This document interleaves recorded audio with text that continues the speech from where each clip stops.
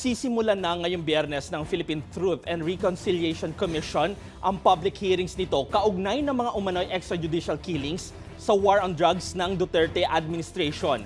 Ayon kay Commission Chairperson at dating International Criminal Court Judge Raul Pangalangan, nakikinig ang komisyon sa mga testimonya ng mga biktima at pamilya, kabilang ang mga kasong posibleng hindi sakop ng jurisdiction ng ICC. Nilinaw ni Pangalangan na hiwalay sa ICC at sa pamahalaan ang civilian-led commission at wala itong kapangyarihang mag-usig o maghatol. Layunin nitong dokumentahan ang mga salaysay at bumuo ng mas malawak na public record ng drug war killings.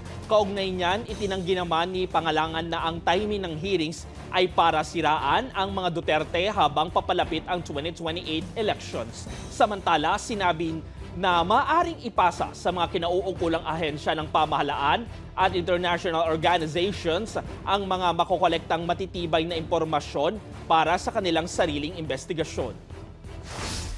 The trial is about to start, end of November. We will now start our Truth Commission hearings. They will overlap.